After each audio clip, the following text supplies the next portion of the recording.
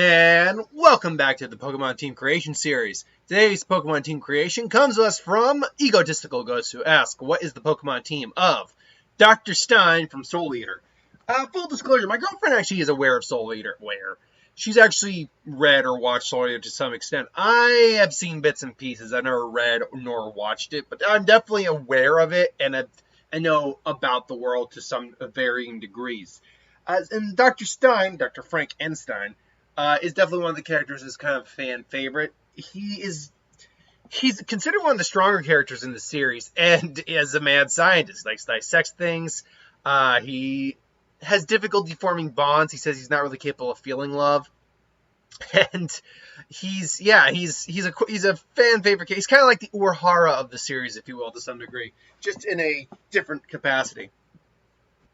So the question is, what does a Pokemon team for this guy look like? So when I re-looked up the character, looked up his traits and all that, one of the things I did always know about the character is he likes to dissect. He has a urge to take things apart and put them together again, or just take them apart. And when I think about that, I'm like, okay, there's one Pokemon in particular that fits that to a T. Type Null. Now, technically, you could have also gone Silvally for this. However, Silvally evolves through the bonds of friendship, and I didn't see that as actually a very strong likelihood for him. As even though he cares about his friends, forming attachments is very difficult for him, if near impossible. Maybe not near impossible, but it's not easy. So I actually decided to go with Type Null because, A, it's Chimera. It looks like it was dissected and put back together, something that fits perfectly with Stein. Also, the giant axe on his head, I think, goes really well with the giant screw in his, so there you go. But more importantly, I didn't go Silvally despite the power level making sense because Silvally evolves through a bond. Even though in the series, it's just about breaking the mask it's wearing. So take that for what it's worth. Still, Type Null, I think, made a very good, pardon me, what say, oh, guy yawn, going, oh man, made a very good option for a Pokemon to be on the team. Another Pokemon to represent his love of dissection would be a Pokemon that would be like his, if you pardon my meaning, his dissector. His tool for taking other Pokemon teams apart and dissecting them. And for me, I went Bisharp. Bisharp is literally a Pokemon made of blades. But more importantly, it is also a dark type. Maybe not more importantly, but also added on. It's a dark type where, yes, it's his surgical. It's one of his weapons he can use. But it also represents the hidden madness within him. It's very much said that he has a hidden... He's very susceptible to madness. As well, he has a sadistic side in combat as well. His smile is depicted very often as being sadistic in nature. So a dark type that is basically just blades makes 100% sense. Going into that whole susceptible to madness thing, I knew I needed a Pokemon that, A, either could learn a technique that is reminiscent of going crazy, or B, is a Pokemon that in lore has a very destructive attitude in some way. Be it frenzying, being semi-evil. I didn't want to go Malamar because Stein is not evil.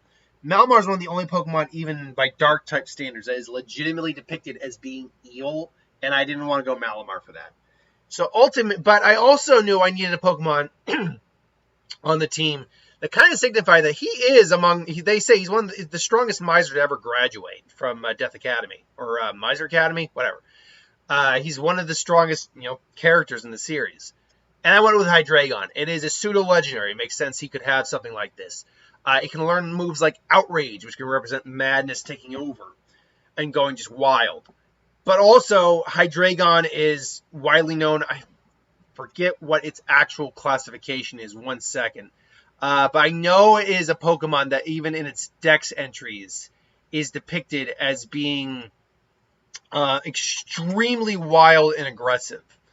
There you are, Hydreigon. What was your classification in this Pokemon? It is the brutal Pokemon. That can fit Stein very much to a T, in all honesty. And if we were to get Pokedex entries for Hydreigon up here real quick, if I can get the Pokedex entry for Hydreigon up here, there are a slew of stories about villages that were destroyed by Hydreigon. It bites anything that moves. Its 3 heads take turns sinking their teeth into the opponent. The attacks won't slow until the target goes down. While that doesn't quite fit him to a T, it does kind of lend... And that's now, to be fair, that's the Sword and Shield entry. all the other entries are very similar. But yeah, that kind of, I think, fits Stein very well. That, once he gets going, he's not necessarily going to stop. Now, a couple of the other mon I wanted to put on the team, though. He's defined as a master of both hand-to-hand combat and because of his analytical skills. If he can master any weapon that he takes a general interest in. Or not master, but he can master to a certain proficiency any weapon he takes an interest in. So I knew I needed combat, things like his weapons. Now, there sadly is yet to be a scythe Pokemon. He is a lot of Misers use scythes, and he's just not there's just no scythe Pokemon. But one Pokemon I like is Lucario. A, you get the steel type to represent weapon use. B, he's a fighting type, which represents his melee combat style. And C, Lucario's ability to sense aura. This would probably be the closest thing we have to the whole concept of wavelength in Soul Eater. This is due to the fact that because I've never watched or read Soul Eater, I actually don't know if it's like the concept of spiritual energy or whatnot, Ryatsu and Bleach, spirit classes, whatever. I don't know exactly how you classify that per se. It's basically their version of an energy source, more or less. And really, Lucario usually just kind of fits that nice little niche corner of Pokemon that can actually do that. There are other Pokemon, as far as I know, that can sense aura and manipulate, but Lucario usually fits a nice little station in terms of Pokemon that can do that. So the last two, this one I literally just saw as a weapon that he's used before. He's used the lamp before in combat, and it's listed on there, lamp. So I went with Chandelure. It's a chandelier, aka technically I could have gone Lampet, but I want to go Chandelure. Just because I think it's funny to do that. Just he has a lamp. Also, it's a ghost type, which can lend to the whole idea of the whole Soul Eater world with spirits and souls and whatnot. So he's a ghost type, so that fits as well. The last one is his mastery of any sort of weapon usage, and there's only really there's technically 3 in that line that we're going to get to in just a second. I'm trying to think of any other Pokemon that could theoretically be called a weapon. I guess if you want to get technical, Remoraid and Octillery are based off a pistol and a tank, respectively. Obviously, we have the Honedge line. I mean, you can use an anchor for a weapon, but I don't really think that's I don't think that's necessarily needed. I'm trying to think. There's no shield Pokemon. Aegislash covers the shield part of that, along with being a sword. There's no spear Pokemon. There's no hammer Pokemon, although there is allegedly going to be a hammer Pokemon in Scarlet and Violet, according to recent leaks, but we'll see what happens there. I'd like a regional version of Honedge that's just a Mjolnir. That'd be awesome. Hell, I saw one that looked like Maui's hook. That was a really cool concept. I like that, actually. Yeah, actually, weapon-based Pokemon are very few and far between. But in terms of a Pokemon that is multiple weapons in one, it's Aegislash. It's a Pokemon that is both a shield and a sword. So, yeah. Hey, they were hinting at shield and sword long before shield and sword. So there you go. But yeah, it's the one that makes the most sense. Again, also being a ghost type lends itself to the whole idea of souls, spirits, and soul wavelengths and all that in the Soul Eater world. So, then being 2 weapons in one lends itself to him being able to master any weapon he can. So, is this a perfect team? Well, honestly, balance-wise, there is a lot of type null is normally a normal type, but it can be whatever type you decide to make it. Especially Silvally. But you got 2 dark types, you got 1 dragon type, you got 3 steel types. So this team is kind of on the weak side to fire to some degree, and fighting. Now that I say it out loud, well, actually no, it's actually really not that weak against fighting. That's something I'll probably be doing now at the end of the video, is looking how balanced the team actually is. There's 1 fire type, 1 fighting type, 2 steel types, and 2 ghost types. So if you were to really balance this team out, and actually I'm going to get the type chart up here real quick for me to reference. Pokedex. Where is my type chart? Where is my type? Shots. There should be a type chart here. Where is that damn chart? Where is that damn type chart? I should have this available next time, like I decide to do this, because I know Cerebi has the type chart. I'm just wondering where the hell it is. Anyway, I can probably do this off the top of my head. So, a Ghost Fire type is weak to Dark and Water types and Rock types, actually. And if it doesn't have Levitate, and Ground types, too. Actually, no, I think... Fire is, I think fire is weak to ground, I say a lot.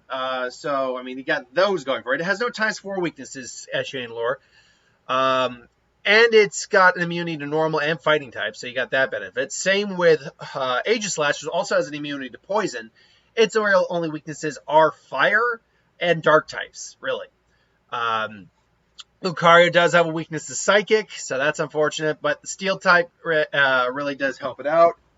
In many regards, although that does give it a weakness to ground, and still got the weakness to fire, because fighting is just neutral, so it's still going to get a ×2, and the fighting, so it's still got those weaknesses. Then you got Bisharp, which has got an immunity to psychic, great, immunity to poison, which is not anything to sniff at. But unfortunately, being Psychic Dark means that it's got a ×4 weakness to Psychic Dark. To Dark Steel, it's got ×4 weakness to fighting type moves. It's also got a severe weakness to bugs and a severe weakness to fire as well. So there's that. And I mean, it goes neutral. Well, it doesn't go neutral. Well, yeah, it does actually. Goes neutral against fairies, though, which is very important. I forgot to include fairies in that because I believe Lucario is kind of weak is neutral against fairies because the steel counters the fighting. Then Hydreigon, ×4 weak to fairies. That's unfortunate. ×2 weak to ice and dragon. It does have I don't know if dragon really resists fighting, so it's got the fighting weakness as well and the bug weakness. But Hydreigon's stats really just make up for that. And then the normal type is the normal type. Type Null and Savali just kind of rotate with typings. So, I mean, this team is kind of on the weak side to both fairies and fire. But, and fighting to some degree. But otherwise, overall, it's not a terribly balanced team. If I were to say, I mean, whatever typing I'd give Savali, I'd probably give Savali a water typing to counteract the fire weakness. Yeah, that'd probably be the one I'd go with, just to kind of really space things out a little bit. But until then, though, that's my opinion. What do you think in the comments below? Let me know. But that is, in my opinion, Dr. Stein from Soul Eater's Pokemon Team. Until then, thanks for watching, and I'll see you folks next time.